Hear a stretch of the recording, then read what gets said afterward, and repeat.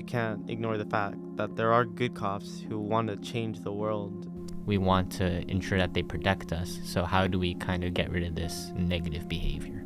Racism stops when you stop talking about race. You know, as a believer in Christ, it's not sad that like she passed. It's hopeful because to know that like I'm gonna see her again in heaven. What's good, everybody? Welcome back to the Disciples Podcast. I'm Trent Lee, and I'm here with Angelo, Matt, and Mark. And today we'll be discussing the harsh topics that Coates brings up in his book, Between the World and Me. These topics include grief, violence, racism, and the American dream. For our first topic, we'll be talking about racism and how it affects Coates. So let's start off with the racism quote. It starts in page 7. Racism. In this way, racism is rendered as the innocent daughter of Mother Nature, and one is left to deplore the Middle Passage or the Trail of Tears, the way one deplores an earthquake, or tornado, or any other phenomenon that can be cast as beyond the handiwork of man. That's quote 7. What do y'all think about racism? So I agree with Coates on this quote on racism. He states that people think racism is like a natural disaster occurring, and that it's just always gonna happen and there's no stopping it. I feel like nowadays, though, I feel like everybody's racist towards each other, whether you're Mexican or Asian or whatever. But in this book, it's only about blacks. You know, I heard a quote from Morgan Freeman is that racism stops when you stop talking about race. You know, that was the whole MLK movement of not judging by someone's skin color, but like their personality. So, you know, as Americans, we, you know, obviously colonize people and stuff like that in you know, the 1500s when we first came to America. When does the line draw when it's like you stop talking about the history? Because I think people like to abuse that and use that like against not specifically white people, but like, you know, like know where you came from, and like, you know, like you have like a history of like being slavers and stuff like that. But it's like that's not us. That's not who we are today. So it's like when people bring that up, it's just like it just doesn't help any argument. It's like, you know, the past of the past, and like you can only grow from it. Adding on to the Morgan Freeman quote, I think that's just talking about color blindness, and some people believe in color blindness, some don't. I personally don't believe in color blindness because every culture is different, and if you're blind to everybody's culture, then you can't accommodate others, which can also lead to racism, and I believe won't ever help fix racism. Our next topic will be police violence, and I wanted to ask the question, how do you think Coates felt about learning about Prince Jones dying? And a quote to add on to that is, "The only witness to the killing of Prince Jones was the killer himself. The officer claimed that Prince had tried to run him over with his jeeps." Coates, page 77. So I'd like to open it up to discussion from you guys. Well, I feel like this kind of ties into the whole racism bit. I feel like during this time, police violence was mainly only for like cops who were kind of racist. But I don't see that. I mean, I see that as an increasing issue, but I feel like it's mainly towards black people. I feel like it kind of ties in with racism. And with this quote, I feel that it was mainly the cop's fault. It wasn't anything to do with any other bystanders. It was just a cop issue. So I feel like it kind of ties in with the racism bit. I think Coates couldn't really do anything in this situation, and he knows that deep down, because during this time, I feel like police violence was still a major issue that they needed to deal with. I think what the news likes to do is kind of bring up the bad in like our law and justice system and like push away the good. So like the only things you hear about are like the bad things that the cops do. But like I think the news like to spread the negativity so that people can fear the cops almost. So it's like turning people against the cops who actually protect this country, right? Yeah, I kind of think it's like a similar situation with like airplane crashes, for example, where you only hear of like the bad things, which leads to like higher fear of like police. But I mean, police violence is still definitely an issue, because John Hopkins did a study, and Vanderbilt did a study that found that an average of 1,769 people were injured annually in police shootings from 2015 to 2020. And this still shows that it's still a really large issue, even if some of them were justified. A percentage of them were definitely not justified and likely based off race. Yeah, I want to add on to the fact that there are definitely bad cops, but you can't ignore the fact that there are good cops who want to change the world to be a better place. And we have to give them credit for that. We can't just think cops are bad because of the things they've done in the past, but instead of who they could become in the future.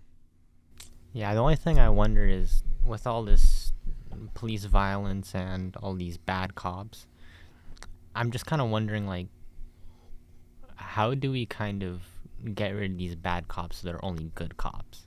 Because we don't need this kind of activity from, the enforcement, because we look up to these guys and we want to ensure that they protect us. So how do we kind of get rid of this negative behavior? Yeah, I think you have to, if you want to fix the behavior, you have to do like wide scale reform and just hold them more accountable and more training and stuff for situations where police violence is common. And I would like to ask a question, like, how do you guys personally feel about cops? Personally, I feel safe around cops because it's like, I don't know. I haven't grown up in like an environment where they've had to be feared. Where it's like, sometimes even like, because I don't steal from grocery stores, but like, you ever feel like the guilt of like, I'm like, oh my gosh, like I don't even know, where it's like you're walking out of a grocery store like with nothing, like, and then like you're like, oh my gosh, like people are probably thinking I'm stealing. Yeah. But it's like, I felt that sometimes, but like, when I see a cop at the light or something like that, I'm not like, oh my gosh, it's a cop. I'm like, it's just a cop. Where it's like, that's probably different than from a lot of people, but it's just like how I was raised. Personally, I also feel safe around cops. If a cop is like approaching me, obviously there will be like some thought about, oh boy, what did I do now? But personally, like if I just, like Trent said, see a cop on the side of the road, he's just doing his job, checking to make sure cars aren't speeding or anything like that. Yeah, I think I would be intimidated more than actually scared. Yeah, I agree. I'm not really scared of cops because grew up in a nice neighborhood, and like my parents always taught me to think of police as like good. And yeah, I know it could be different for other like groups of people and other races, but for me personally, I feel pretty safe.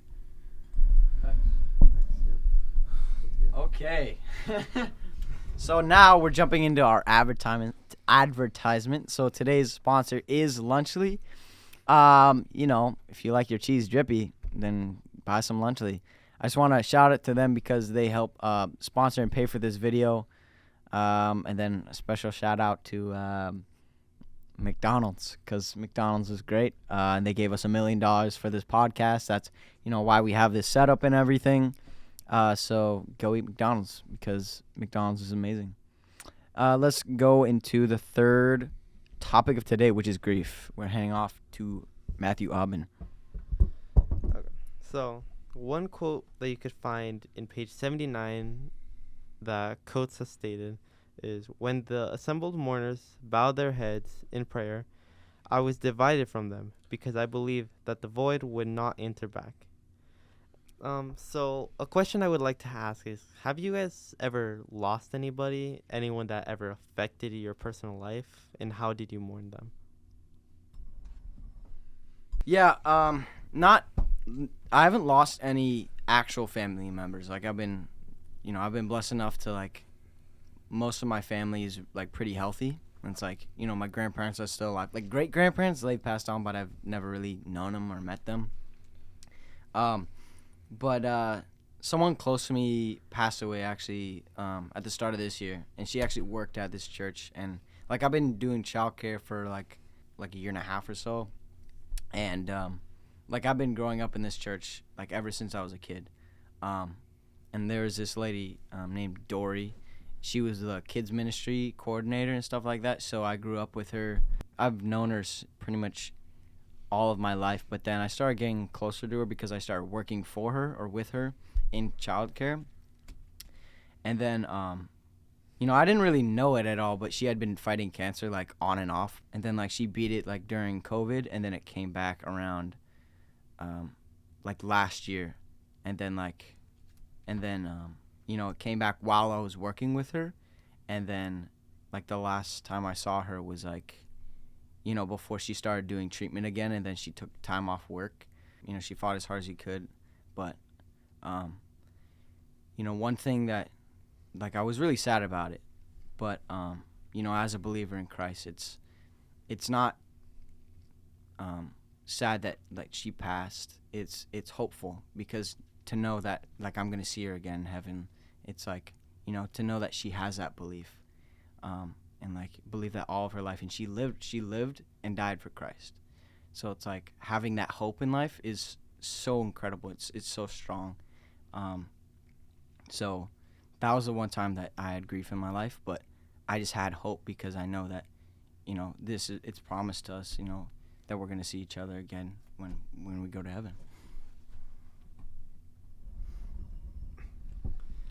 So like all of you, I've also lost quite a few people. One was my aunt, who is obviously the mother of my cousins that I would see all the time.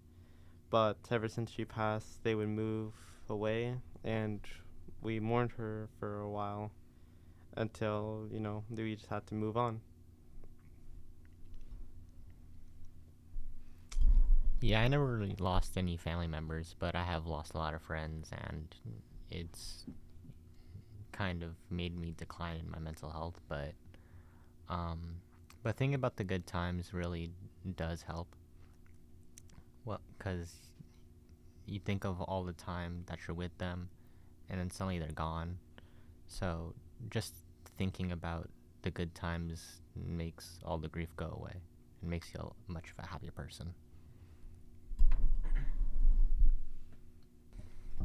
A hard topic to transition from, but our last topic of today is the dream. And our question for today, what does the American dream mean to you, or what is your American dream? And then we'll share the quote in a little bit. I think just the American dream is just a concept that everyone should believe in.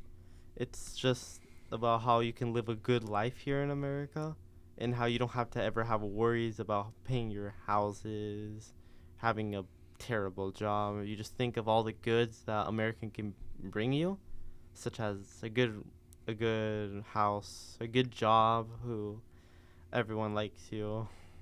Yeah. Facts. Yeah, I don't think there's a specific dream that everyone has to earn. I think it's just something that makes your life complete and a happier person.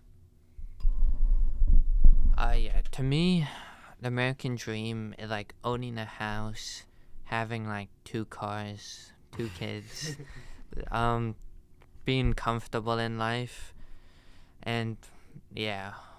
Yeah. I think I want like 3 kids, and like, I don't know, me and my wife and my kids will just live on a farm somewhere.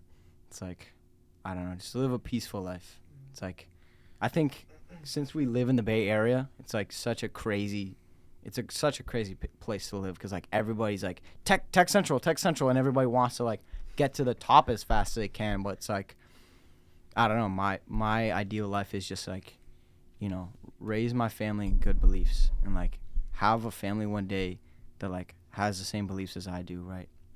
And it's like, grow strong in faith, and just like be determined and have a good work ethic.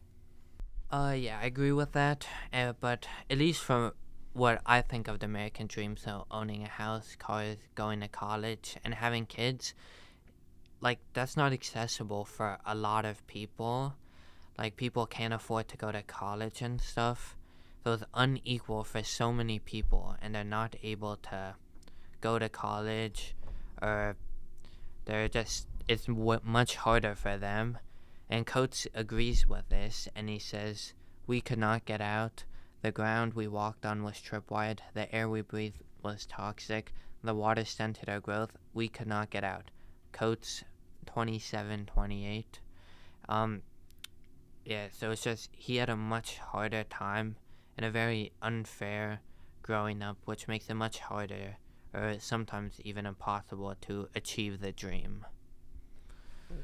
I agree with you that not everyone would exactly can achieve the dream. Well, I would say actually everyone can achieve the dream, but some people I would say would have to work harder than others, and not everyone will have the same chance in life. But as long as they try, then I think anyone can achieve the dream. Just a general question. What did you guys think of Coates' story?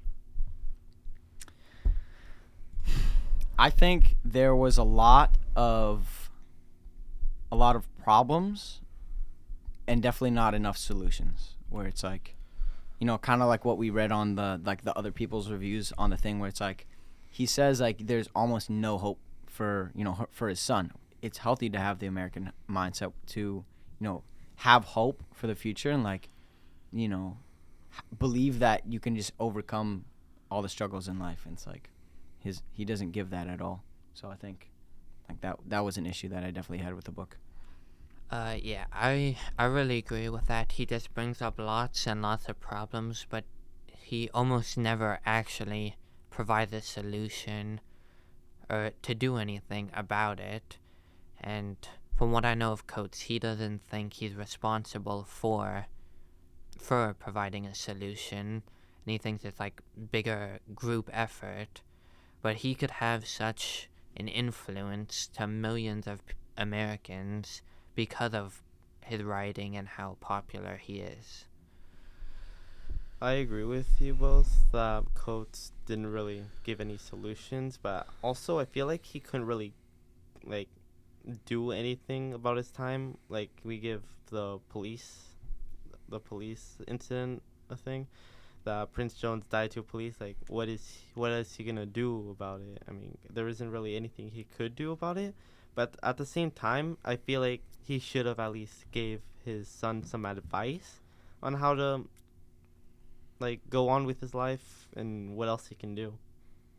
One last thing I want to add to talking about the dream, going back a bit, is just a quote that I found that sums up what I believe really well, is that the American dream partly consists of owning a house or at least some possessions, but many minority and immigrant communities don't have access to such resources, which support the lack of equity. And then that's from Donnelly College by Carrillo on paragraph 7. And yeah, that's just how I believe that it is. So, thank you for watching the Disciples podcast. I just want to include again that this is sponsored by Lunchly. And then thank you for KSI for giving us a copyright to his song Think of It, which we'll play now. But thank you guys so much for watching. Thanks for tuning into the Disciples podcast, and we'll see you next week.